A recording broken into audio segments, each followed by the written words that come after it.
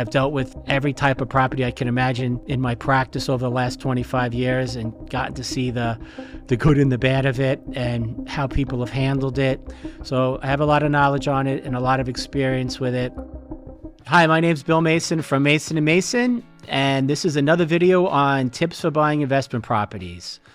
Okay, so I just think this is a good thing to go over every once in a while because I think a lot of people that I come across, they'll buy an investment property or they'll get one with an approved offer and they'll come in my office and they won't really know that much about the property or if they got a good deal, and that always bothers me. And so that's why I kind of always feel motivated to talk about this.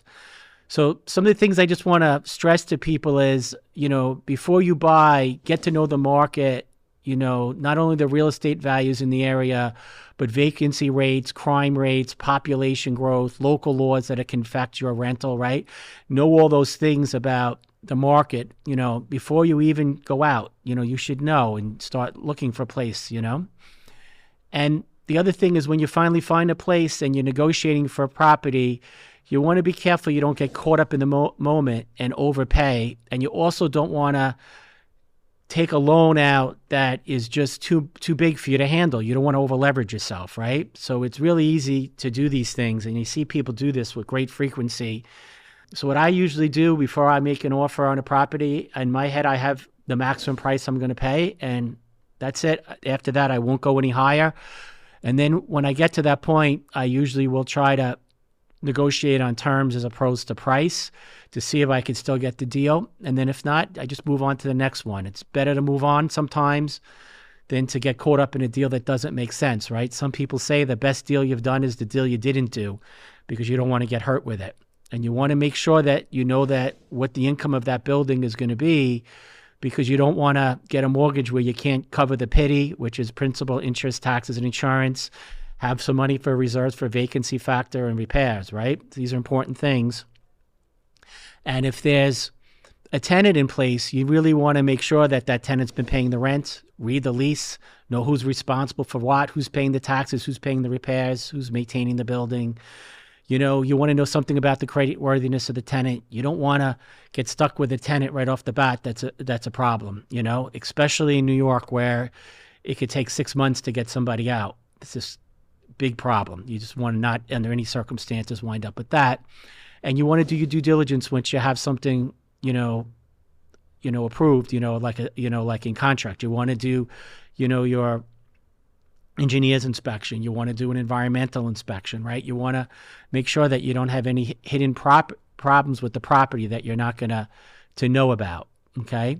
And, another thing that's important is, when you're in the real estate business, it's a business and you got to treat it like a business. And so you want to make sure that, you're familiar with the real estate tax laws because, some of the best benefits in real estate deal with depreciation and ways that you could save money on your taxes. You want to make sure that when you're signing contracts, you read the contracts, you understand the contracts, especially contracts with management companies, and you just don't sign things and not, negotiate them. You want to make sure that you take the time to read and understand the contracts. You want to protect yourself with the right insurance. You should really understand what your policy covers you for and doesn't cover you for.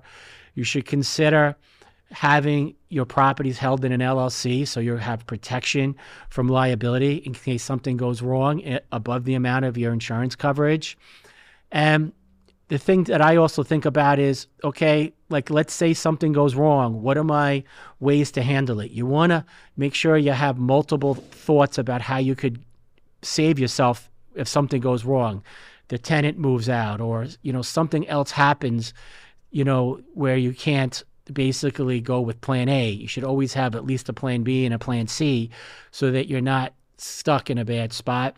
And then the last thing that's really important is have reserves, have a rainy day fund.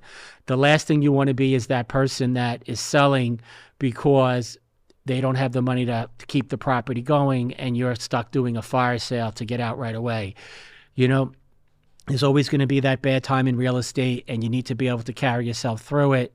It always seems to work out in the end, and you just have to have faith in yourself that you're going to be able to bring it through to a good conclusion. and you want to make sure you have the money behind you to be able to do that. So these are the types of things that I'm thinking about when I buy property. Always willing to talk to people about it.